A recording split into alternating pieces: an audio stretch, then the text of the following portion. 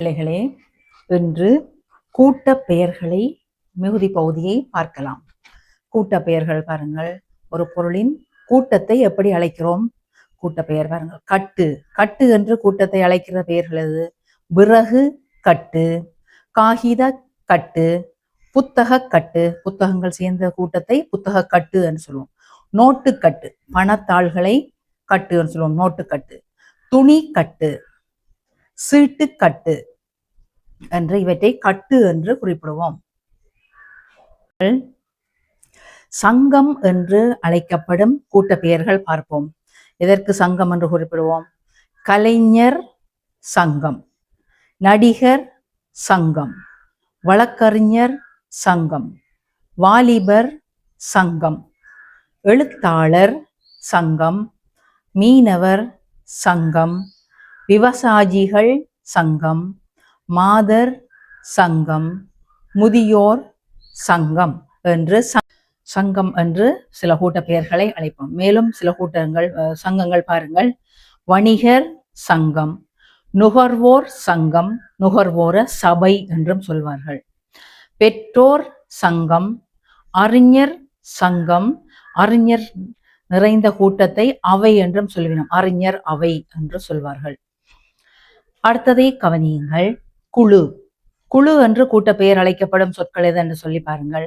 ஆசிரியர் குழு, விளையாட்டு குழு, நடன குழு, ஆய்வாளர் குழு, இசை குழு, மருத்துவர் குழு. நீங்கள் படை என்று அழைக்கப்படும் கூட்ட பெயர்களை பார்க்கலாம். கப்பல் படை, விமானம் படை, கடல் படை, இராணுவ படை, காவற்படை. இவ்வளவும் படை என்று கூட்டங்களை அழைப்பது. அடுத்ததை கவனியுங்கள். குவியல் குவியல் என்று எதை குறிப்பிடுவோம்?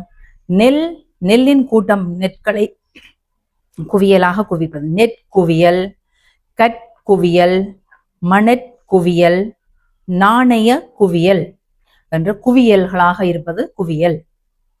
அவதானியுங்கள். கூட்ட பெயர்களிலே தொடர் தொடர் என்று எதனை அழைப்பது? மலை தொடர், ஆற்று தொடர், ஏரி தொடர், குன்று தொடர், வாகன தொடர். அவதானியுங்கள்.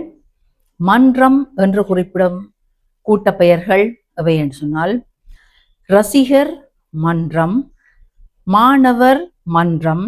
இந்த மாணவர்கள் உயர்தர மாணவர்கள் சேர்ந்தால் அதை பேரவை என்று சொல்வார்கள். உயர் வகுப்பு மாணவர்களை ஒன்றியம், மாணவர் ஒன்றியம் என்று சொல்வார்கள். சாதாரண மாணவர்கள், 15 வயதுக்கு உட்பட்ட மாணவர்களை மாணவர் மன்றம் என்று வகைப்படுத்துவார்கள். இதனை கொஞ்சம் ஆழமாக இது மேல் படிப்புகளுக்கு தேவை வரும். அணி அணி என்று எதை குறிப்பிடுவோம்? கால்பந்தாட்ட அணி, கூடை பந்தாட்ட அணி, துடுப்பாட்ட அணி என்று அணிகளாக குறிப்பிடப்படும் சொற்கள் இவையாகும். நீங்கள் பொதுவான கூட்ட பெயர்களை ஒருக்கா பார்க்கலாம்.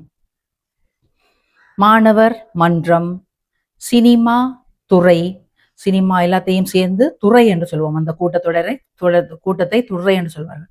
வைக்கோல் போர், அமைச்சர் அவை, புலவர் மன்றம், மக்கள் பேரணி, அலை வரிசை என்று இவர்கள் பொதுவான கூட்ட பெயர்களை பாருங்கள். பேரணி, வரிசை, மன்றம், அவை, போர், துறை என்பவற்றை அவதானித்து வையுங்கள்.